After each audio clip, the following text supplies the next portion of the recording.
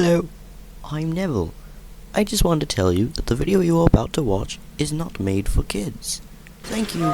Enjoy. A while since Neil told us the story. And what's wrong with that?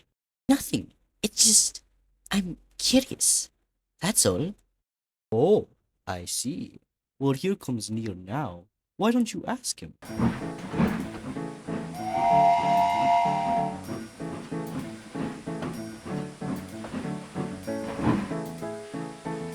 Neil, I want to hear more of your story about the aliens.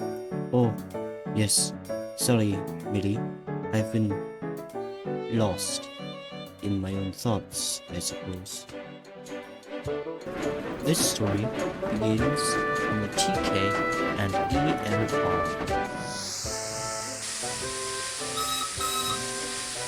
Another smooth ride, all thanks to Edward Hatt's lovely blueprints. Yes, Father was a genius at building machines. You two put so much care into building me. I wanted to say thank you for that. Yes, well, I didn't really do much, did I?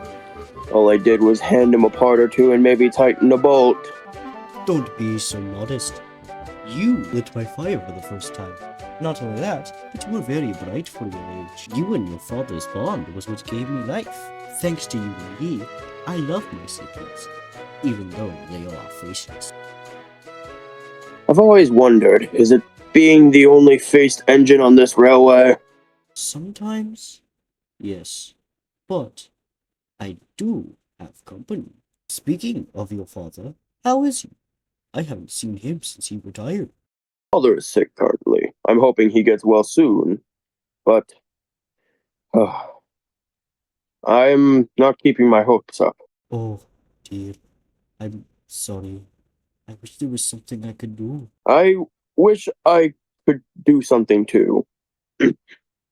Well, Glenn, thank you for the ride. Oh, coming. Be there in one moment. Pardon my intrusion, sir, but I brought... Mr. Bailey, what are you doing here?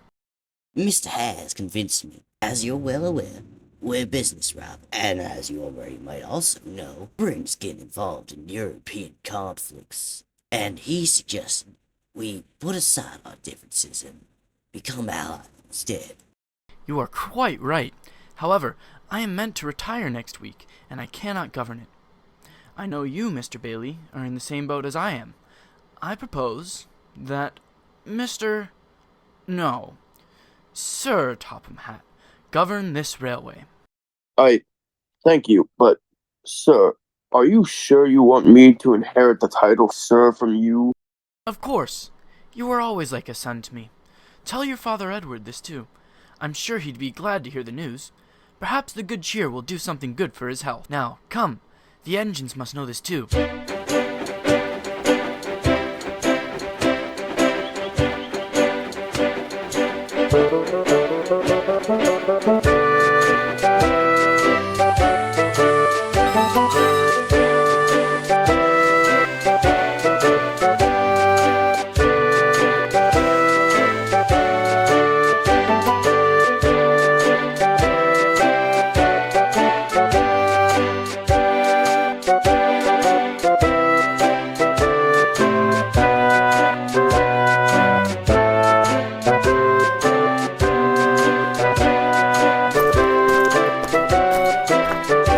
Ladies and gentlemen in engines, I joined the TK and ERL when I was but a young man. Now I stand before you a respected man with the blessing from both the TK and ERL, but also the WNS. I convinced them both to agree to put an end to our business rivalry, and instead continue not as enemies, but as allies. And I believe that, like their owners, the engines will want the same thing. One railway, connecting Barrow to Tidmouth. But sir, what shall the name of this new railway be? That is a great question, Glenn. Henceforth, the name of this line shall simply be known as the Northwestern Railway. The new leadership was a great change. Not only was Edward put back into service, but Clive was too. Not only that, but all three of us were repicked to S and M Green. As mysteries for the time being, but some engines felt distrust in their new colleagues, namely Clive and Colin. Nevertheless, our goal as engines of war was to guide passengers to safety. We each were at our own designated station. Edward was at Bertrum.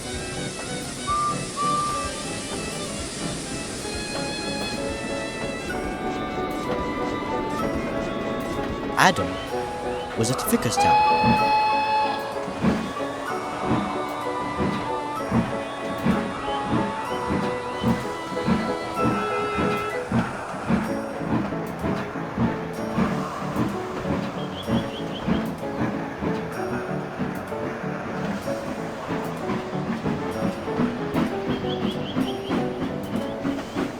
I was at Croven's Gate.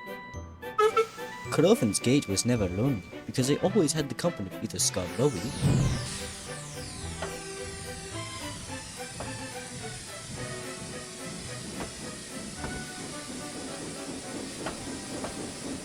Clive was at Wellsworth.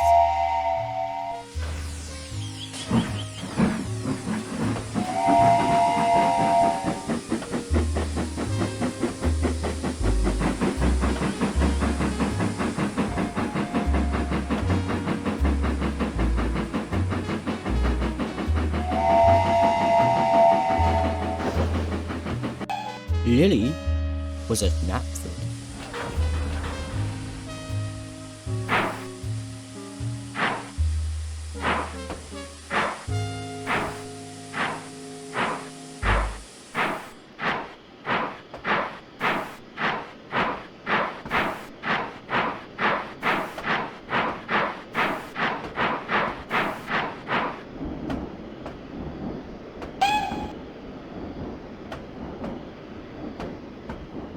And finally, Glyn was at Tidmouth. Matthew worked as a spare passenger engine, while Colin and the Faceless Coffee Pots worked as goods engine. Open source, the coffee pot emissions were rare, but as unfortunately, emissions were the causes of some damage to Sodor.